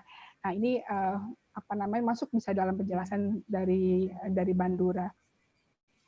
Baik, saya serahkan kepada Mbak Dewi dan ucapan banyak terima kasih sekali lagi atas kehadiran Bapak Ibu sekalian. Semoga ada manfaatnya pertemuan pada sore hari ini, dan Nazla dan Ulfani demikian juga. Wabillahi taufiq wal hidayah. Wassalamualaikum warahmatullahi wabarakatuh. Assalamualaikum warahmatullahi wabarakatuh. Boleh tanya, Mbak? Waalaikumsalam warahmatullahi wabarakatuh. Tersepona nih saya jadinya baru bisa respon. Alhamdulillah dapat juga nih Prof, waktu saya kuliah jadi mahasiswa Prof ini dapat Albert Bandura ya. Jadi kalau di Islam namanya masuk ke tauladan. Alhamdulillah hari ini dapat lagi materinya. Baik, Profesor mau bertanya ya Prof. Oke, ya. Makasih. Silakan Prof. Bismillahirrahmanirrahim. Assalamualaikum warahmatullahi wabarakatuh. Ini dua-duanya kalau boleh saya katakan cucu saya nih, excellent. Excellent. Penampilannya, bahasa. Saya tadi dari sisi praktek saja gitu Pak. Anak saya kebetulan laki-laki kedua, dari umur 2 tahun itu saya sekolahkan ekstra schoolnya adalah piano sampai SMA. Bahkan ketika akhir-akhir itu sudah mencapai kelas sebagai guru. Nah, tamat SMA bisa dengan orang tua karena sekolah di luar negeri. Nah, 7 tahun di sana. Pulang ke Indonesia hingga hari ini itu nggak ada nyanyi pianonya. Malah dia lebih menikmati gitar klasik itu. Nah, apa yang salah itu? Yang salah itu pendoranya atau orang tua yang salah didik. Terima kasih. Assalamualaikum warahmatullahi wabarakatuh. Bahkan ini pertanyaan yang jawab siapa nih? Mbak Ulfani. Boleh saya, Bu? Oh ya, silakan. Ya, terima kasih Prof sebelumnya atas pertanyaannya. Izinkan saya mencoba untuk menjawab ya Prof. Mungkin nanti Mbak Nazla juga bisa menambahkan. Jadi, kalau berdasarkan teori Bandura, kalau misalnya sebuah proses observasi learning itu tidak sukses terjadi, salah satunya bisa di saat insentif atau motivational proses, dan juga bisa di saat reciprocal determinism. Jadi ada beberapa faktor mungkin yang bisa menyebabkan anak Bapak tadi, tapi keren banget sudah menjadi guru juga dan menekuni sampai SMA. Mungkin salah satunya adalah karena faktor lingkungan pada saat di luar negeri dan menyebabkan perubahan pola perilaku, perubahan minat juga, sehingga menyebabkan yang tadinya suka piano menjadi ke gitar di lingkungan. Namun juga Bandura menjelaskan mengenai proses insentif tadi dan motivasi karena jauh ya mungkin ya Prof di luar negeri dengan di Indonesia. Jadi penguatannya itu mungkin yang tadinya awalnya sangat besar dimotivasi oleh Prof dan istri Prof dan adik atau kakaknya gitu. Namun di pas saat di sana itu sudah agak berkurang gitu proses insentif dan motivasi, sehingga menyebabkan dia bisa kembali dia bisa menemukan minat baru yang membuat dia nyaman, yang membuat dia ada alasan untuk dapat mengembangkan kemampuannya di gitar atau misalnya lepas dari piano tersebut. Jadi ada beberapa faktor mungkin ya Prof yang bisa dilihat dari kacamata Bandura, bisa dari reciprocal determinism-nya, dari faktor lingkungan, dan pada saat tahap observational learning di insentif atau motivational prosesnya. Terima kasih Bu Dewi dan Prof. Mungkin Mbak Nazla atau Prof Reni bisa. Ya, itu udah bagus sekali ya. Kalau kita tadi lihat Prof Faisal, ada apa namanya segitiga itu, ada personal, kemudian ada behavior, ada environment ya. Nah, perilakunya kan tetap ada, bahwa kebutuhan dia untuk musik ya, mengembangkan kecerdasan musikalnya itu tetap ada. Ya, cuma lingkungannya kan jauh dan mungkin di sana tidak ada piano, sehingga dia menemukan satu tokoh lagi, model lagi ya. Nah, jadi yang tadi atensinya, kemudian ada apa namanya retensinya, ya kemudian produknya, dan akhirnya motivasinya itu beralih. Namun yang harus disyukuri bahwa SRL-nya, self-regulated learning-nya ini berjalan terus, bahwa dia dengan disiplin, dia akhirnya menguasai satu alat musik yang lain. Gitu. Kalau bagi saya sih itu satu hal yang luar biasa ya, bahwa dia tetap memaintain kecerdasan musikalnya. Begitu. Sukses ya untuk putranya, Prof. Etsa. Itu yang besar. Kalau yang kecil sama sekali sampai hari ini nggak suka musik. Kalau mendengar suka. Segala macam musik dinikmati. Ya, tapi itu menggunakan alat musik nggak ada, kecuali yang besar. Ya, di situ memang kebutuhannya beda. Jadi di sini ada namanya individual differences ya. Jadi walaupun kakak beradik dari ayah ibu yang sama, tetapi tadi yang di personalnya ini nggak sama, needs-nya nggak sama, gitu. Jadi satu bagi dia kebutuhan untuk apa namanya kecerdasan musikal itu cukup dengan melalui pendengaran saja, dan itu nggak apa-apa bagi saya. Ya, artinya demikianlah memang apa namanya setiap individu itu dibesarkan, walaupun mungkin apakah perlakuannya sama ya, dia lihat bagaimana ayah ibunya mendorong, kemudian bahwa kakaknya juga mendapatkan apa fikir learning tadi kan pasti berjalan. dengan kakaknya belajar piano, mendapatkan apa gitu, insentif apa yang diperoleh oleh kakaknya. Kalau itu memang adalah mendapatkan hadiah yang memang benefit bagi dia besar, dia akan meniru. Tapi kalau misalnya di dalam latihan itu dia melihat kakaknya mengeluh ya, sering misalnya nggak bisa bermain dengan teman atau apa, anak ini menjadi akhirnya itu menganggap suatu punishment. Jadi itu bukan suatu hal yang keren untuk belajar piano karena harus latihan minimal 1 hari 1 jam ya gitu ya. Apalagi harus mencapai kalau itu dia belajar piano di sekolah piano ya. Kalau di sekolah piano dulu belajar saya sekolah piano di Yayasan Pendidikan Musik YPM itu kan mulai dari sampai kelas 6. Kemudian ada PK atau PG ya. PK pendidikan konservatori itu lebih sulit daripada pendidikan guru yang masing-masing 2 tahun. Dan belum tentu anak yang kelas 6 sampai kelas 6 musik itu dia bisa meneruskan ke PK atau ke PG. Ya saya cuma sampai kelas 6 aja sekolah musik. Nah, jadi ini bisa dianalisis seperti itu. Apakah memang anak ini melihat tidak ada benefitnya, ya motivasi jadi berkurang setelah melihat kayak kok ayah sama ibu lebih sering banyak ngomelnya, kakaknya juga sering banyak ngeluhnya, misalnya seperti itu. Ya jadi intinya tadi rambu-rambu yang disampaikan oleh Ulfani itu bisa kita gunakan untuk menjelaskan hal-hal yang terjadi di dalam lingkungan kita. Mudah-mudahan Prof. Faisal dengan apa tadi bahan dari Ulfani bisa lebih nanti melihat ke dalam. Amin, amin. Ya, Prof. Pak Dewi, kayaknya udah apa masih ada kesempatan? Mepet ya waktunya ya. Ya, mepet, silakan ya. Ya baik, saya rasa cukup satu pertanyaan dari Prof. Ya. Faisal. Mungkin nanti kalau ada yang mau bertanya lagi bisa langsung ke narasumber. Sudah ada materi yang disampaikan dalam PDF. Bapak Ibu, mari kita masuk ke sesi berikutnya, yaitu sesi kuis pertanyaan. Narasumber sudah menyiapkan pertanyaan satu. Siapa dulu nih, Mbak Ulfani ya? Iya, boleh. Saya Bu Dewi. Silakan. Insya Allah mudah. Mudah. Ya, Bapak Ibu siap-siap ya. Kecepatan tangan juga menentukan. Boleh dicat atau Dicat resen? saja ya. Oh Nanti iya, siapa dicat. yang cepat dan Berarti jawabannya kecepatan. benar. Siap, Bu Dewi.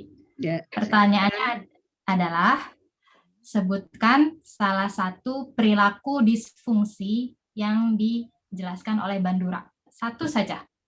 Salah satu perilaku disfungsi. Ini Iya. ada Mas Riki Firmansyah nih. Oh, udah ada yang jawab. Wah, Ayo sudah cepat nih. cepat sekali. Karena dari PSTTI juga. Iya, sudah dapat Bu Dewi. Sudah. Iya. Kayaknya nih, hitungan detik. Prof. Reni kita perlu bikin aturan nggak 3 kali menerima hadiah? Nggak ada. Semuanya sama, nggak ada diskriminasi ya. Oke, silakan. Berarti yang jawaban yang benar depresi ya? Iya, benar. Berarti Mbak Nurul Mustafidah ya. Baik, terima kasih Mbak Ulfani. Lanjut ke Mbak Nazla. Silakan pertanyaan berikutnya. Pertanyaan saya juga gampang.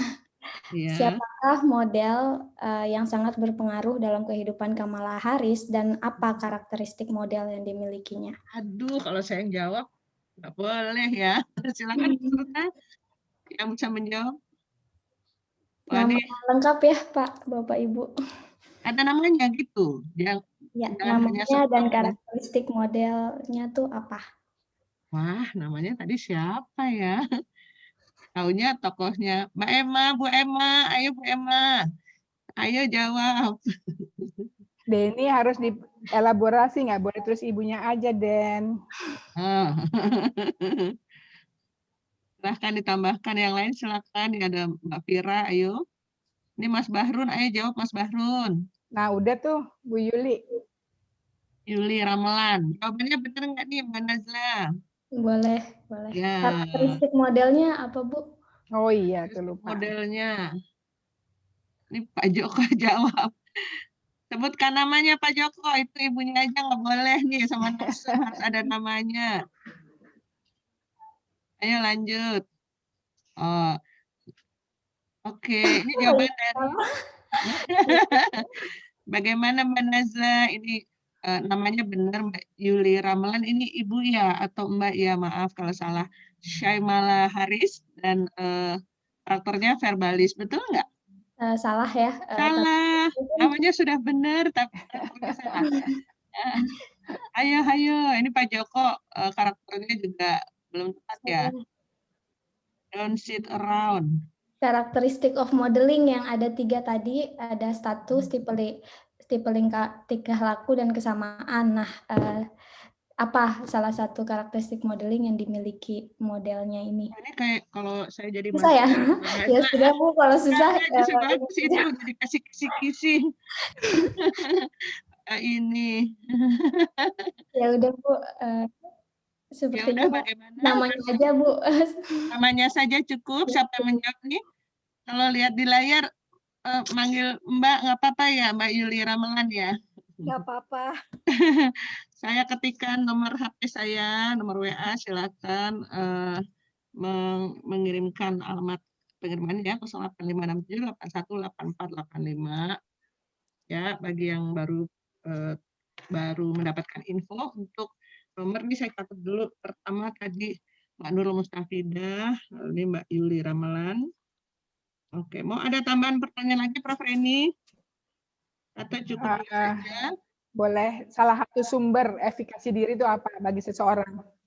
Salah satu sumber untuk PD. Efikasi diri itu PD ya, percaya diri ya. Baik. Pertanyaan bonus satu dari Prof Reni. Ini yang dari PSTTI kalau nggak jawab, nih Mas Riki saya cubit ya. Ayo Mas Riki, Gozalian. Bantu jawab. Yang mau jawab Pak Bahrun. Oh, Mas Bahrun silahkan. Siapa saja silahkan pertanyaannya, salah satu contoh efikasi diri.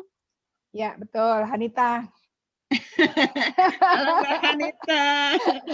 Alhamdulillah. Hanita jagonya. Baru lulus Bu, masih fresh. Oh, ya. Baik, sudah dapat 3 pemenang. Yang pertama Mbak Nurul Mustafidah, lalu Mbak Yuli Ramelan, dan Mbak Hanita. Alhamdulillah kuis hari ini sudah selesai. Bapak Ibu, kita foto dulu ya. Bagi yang masih videonya tertutup, silahkan bisa on untuk difoto, arsip. Jangan lupa kunjungi link YouTube kami, dan Instagram, karena hasil dari ngaji online itu insya Allah tiap Jumat akan ditampilkan di YouTube. Saya nyimaknya. Oh, ya nggak apa-apa Mas Bahrun. Oke, sudah terbuka. Ini ada Riri Handayani, Pak Joko. Pak Joko jawab kalau nggak ada wajahnya nggak dapet nih. Ayo Pak Joko. Nah, ada Galaxy Note 20. Ya, silahkan, saya hitung ya. Ya, baik. 1. Oh, masih ada yang baru. Silahkan. 1, 2, 3. Oh, ada tulisan sebentar ya, kepotong. Sekali lagi. 1, 2. Kalau ada ketikannya, ada tulisannya sayang. Sebentar ya. Di chattingnya stop sebentar. 1, 2, 3. Iya, alhamdulillah. Oke, sudah terima dapat fotonya kasih ya. semuanya untuk kehadirannya. Terima kasih, Prof. Sampai jumpa. Terima kasih, Prof Reni. Jangan lupa 5M ya. Pakai masker, cuci tangan, jaga jarak, menjauhi kerumunan, dan apa tuh lagi, membatasi mobilitas. Oke. Baik, terima kasih Prof Reni, Bu Dewi. Terima kasih Mbak Dewi. Terima kasih Prof Reni. Sambil menunggu ditutup ya. Prof. Terima kasih Mbak Dewi. Ya.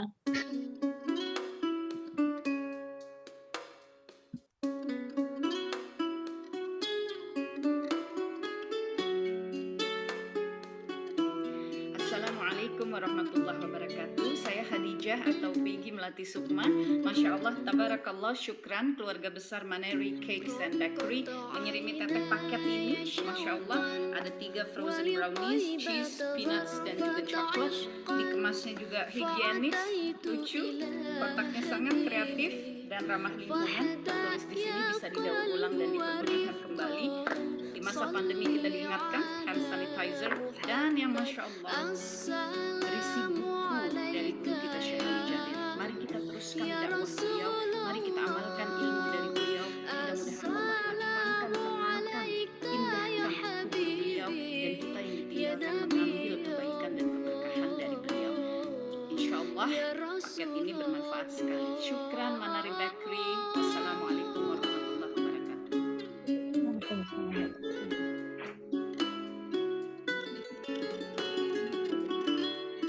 Assalamualaikum buat ibu-ibu.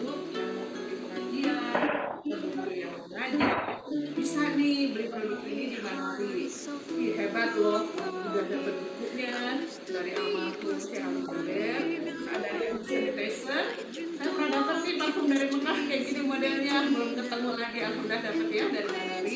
Plus brownies 3, wow, ini kayaknya 3 rasa nih harus dicoba. Ada warna ini tasnya yang emas, gold, dan juga yang peach. Kayaknya kalau anak remaja bisa pakai yang peach nih, wah saking kedua jadi berat. Coba ya datang ke Manari di Rawamangun atau pesen langsung, nanti ada nomor kontaknya. Di Facebook juga ada dan Instagram. Dah, assalamualaikum.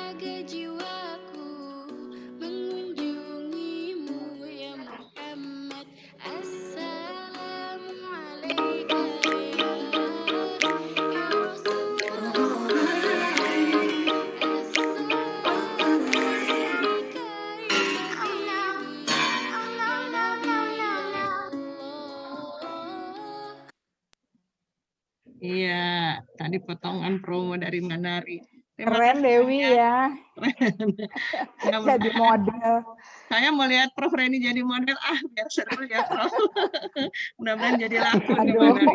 Terima kasih banyak. Terima kasih, Assalamualaikum. Sampai ketemu ya, Pak Turuli. Terima kasih wabarakatuh. banyak, Nanda, Linda, Nurul, Ricky, dan Galaxy Note siapa ya? Dah. Iya, Terima kasih banyak Prof, Bu Dewi semuanya. Waalaikumsalam.